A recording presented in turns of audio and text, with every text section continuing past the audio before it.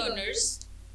Today I am going to talk about William Shakespeare and his sonnets. You are quite familiar with this literary stalwart, William Shakespeare, who was born in 1564 in Stratford-upon-Avon. He is also known as the Bard of Avon. He was an English poet and playwright, and he wrote during the Elizabethan Jacobean times. Primarily, this was the time of English Renaissance, and this was also an early modern period. Shakespeare used his intellect to focus on obscure ideas, themes, emotions, and conflicts in order to bring out some understandable situations and also some unforgettable expressions which have been presented in the history of literature. So Shakespeare's achievements, therefore, because he was talking about the universal values and he was talking about human experiences which endure till day, and these have been translated into various other languages. Not only have his works been translated into other languages, but also these works have been adapted into movies in various languages. So, I just told you that he is an English poet and he was writing during the Elizabethan and the Jacobean period. I would just like to make a few things, mention a few things about the Elizabethan age. So, what was this Elizabethan age? It was the time 1558 to 1603 in England, and this, whatever literature, whatever writings were produced during this period were labeled as the writings in the Elizabethan age. So this period is the most illustrious period in the history of English literature because this period saw the success of many literary giants like Sir Philip Sidney, Edmund Spenser, Richard Hooker, Christopher Marlowe, and also Shakespeare. So the term Elizabethan is just serving as a marker for that particular phase in the history of English literature and does not mean that this had some specific style or some unique aspect belonging to that particular text. So Shakespeare was, we all know, we have read so many of his plays, and you, I think, can name a few famous: King Lear, Hamlet, Othello, then Romeo and Juliet. So he was writing a number of plays which were portraying something from history, as well as they were also depicting the nature and the experiences of mankind. So it is the most creative expressions which grew or developed in the Elizabethan age were around in the 16th and the 17th century, and these works were written during Elizabeth I, the times of Elizabeth I. After the passing away of Elizabeth I, James I took the throne. So the period henceforth was labeled as the Jacobean age after James I. So this was the time in the history of English literature, 1603 to 1625, the Jacobean period, in which again Renaissance writing took place. So as the Elizabethan era spans between the Gothic and the Renaissance period, it again, has its own typical style and ways of expression which have been brought forth by various writers through their different works. So, the Elizabethan era witnessed the advancement of English literature and is also labeled as the golden period of English literature. So, in the leadership of the Queen, significant development took place in the writing of English literature. This period was also relatively tranquil in the times of numerous conflicts and struggles that were taking place. So, Shakespeare wrote 38 plays, two narrative poems, and around 154 sonnets. When I say the conflicts, the various conflicts that were occurring during the Renaissance age were pertaining the Catholic Church and the Protestants and the conflict between the crown and the parliament. So, what happened in the Renaissance was fresh and new perspectives started emerging, and these perspectives became quite evident in the writings of the poets and playwrights of the time. So, the long narrative poems that Shakespeare has written, Venus and Adonis in 1593, depicts the rejection of Venus by Adonis and his death and consequent disappearance of beauty from the world. Another one was written in 1594, and the sonnets were composed between 1593 and 1601. So, what you will see in these sonnets is a very typical style of writing. We all know that in those times or the times prior to the times of Renaissance, there was a lot of writing of poetry, whether it was blank verse, free verse, or some kind of sonnets. But the sonnets of Shakespeare are different from other sonnets because they have three quatrains and a couplet. So there are two sets in which you need to understand whatever the theme has been put by the writer Shakespeare. So they were most of the sonnets written by Shakespeare are adhering to that three quatrain and couplet, and also the other forms of writing, which were prevalent. He was not making use of those, right? The sonnets that were written by Shakespeare can be grouped into two. Now, these could be broadly categorized into the sonnets, sonnet number 1 to 126 in one group, and 127 onwards to 154, they were about some aspects, or the changing perspectives of William Shakespeare. While the sonnets 1 to 126 were addressed to a beloved friend or a handsome, noble young man, sonnets 127 onwards focused on malignant but fascinating dark lady. All in all, the sonnets of Shakespeare examine the inevitable decay of time, the immortalization of beauty and love in poetry. So, this decay, degeneration, and death is something which is going to come time and time again in the sonnets of Shakespeare.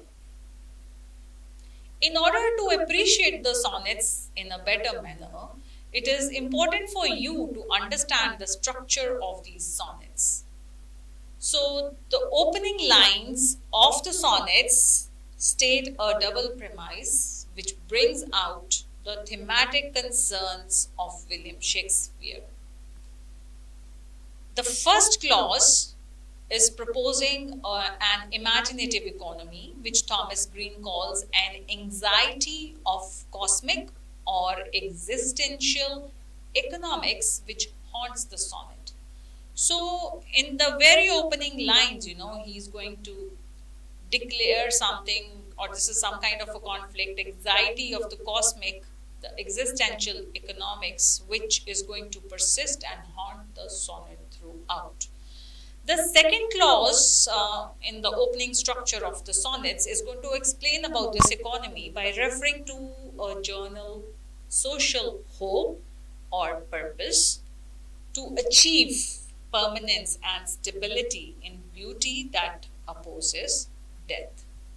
So, those were the basic ideas of Shakespeare, which he presented through the three quatrains and one couplet. If I talk about the themes of the sonnets, you can broadly understand all these sonnets as a transaction or an analysis of the human values. And these are anti-Platonic, anti-essentials, verging on modernity and contemporary times. A very peculiar way of the poet is that he goes beyond two things. What are those? Literary inwardness and the poetic subjectivity. We are quite familiar with many poets, who primarily were writing the subjective things, or who were primarily writing about some kind of introspective things or elements those are related to the inward self. But now Shakespeare, through these sonnets, was trying to transcend this literary inwardness and also the poetic subjectivity. So therefore, you will find an evolution of the inward language in the sonnets of Shakespeare. Also, you will find that these sonnets have a very typical style in which you have a speaker and also a person, who's being referred to. Shakespeare, through the sonnets, invented a kind of modern subjectivity and also the inward language, through which he explored the stability and instability, the catastrophic crashes, the de-idealized notions, which had to study what? The truth. Therefore, whatever exploration of the stability, instability, or the crashes that he is talking about, the de-idealized notions that he is referring to in his sonnets, will bring out a truth. They will reveal a truth. So the sonnets, which are dedicated to the young man, enact an affluent or generative economy of human value.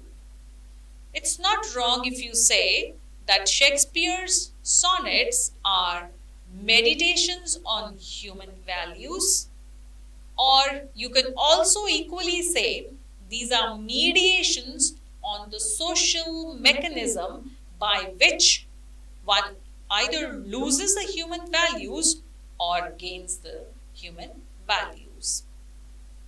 I think it should be very easy for you to remember that the poetry or the sonnets of Shakespeare explore the stability and instability in the human life, bring out the catastrophic crashes. They also are a meditation on human values and also are a mediation on the social mechanism by which the human values are either gained or lost.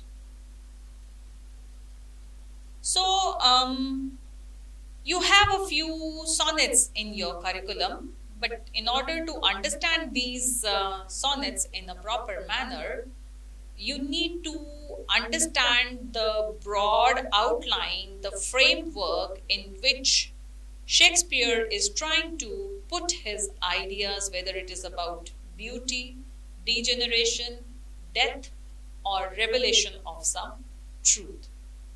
So the sonnets 18 to 103 are primarily presenting the ousting of the speaker and the fair young man from the center to the periphery.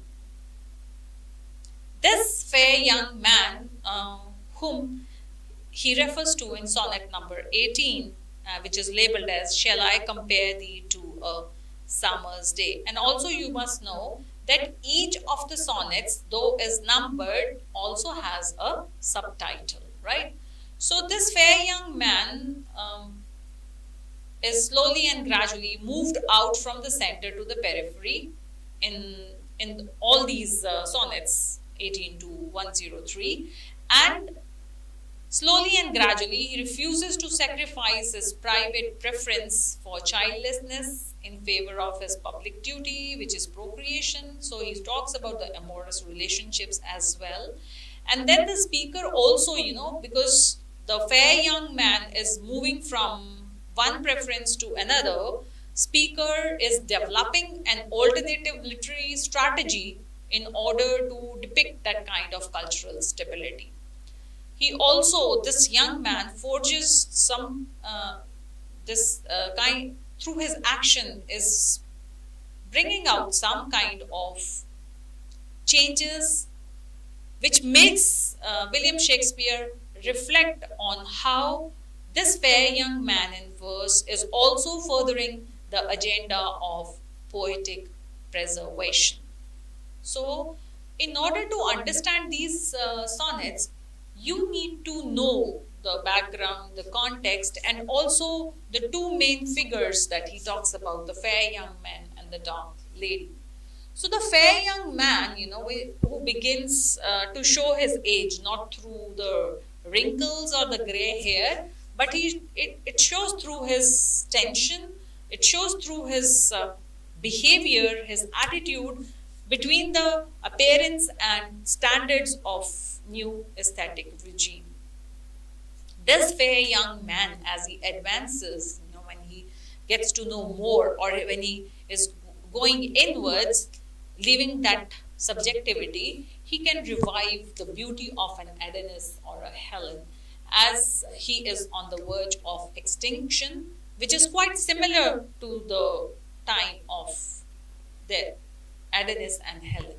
So this transformation is also a transformation from the current norms to the relics of the past. So the speaker, as the poet William Shakespeare writes, is going to discover a new possibility of intimacy with the fair young man. It started with the fair young man being ousted to the periphery, but then now the speaker is discovering new kinds of possibilities for intimacy with this fair young man. So sonnet number 104 onwards begins an exploration of this new phase and relationship, or the intimacy with the young fair man.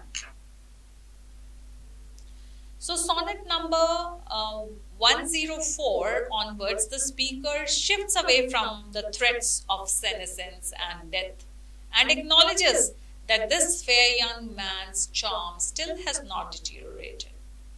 Now, the speaker is no longer looking for a stability or a cultural dominance. So, sonnet number 108 onwards, it's love that finds an afterlife in the form of ancient prayers. I hope by now you have been able to understand what was the time in which Shakespeare was writing and what was a typical style or a Shakespearean sonnet, the structure of a typical Shakespearean sonnet, what premises, what themes is he basically concerned about, and how the sonnets written by William Shakespeare depict the growth and development of an inward language, along with the development of a poetic subjectivity, which will not be much concerned with the threats of senescence and death. Thank you.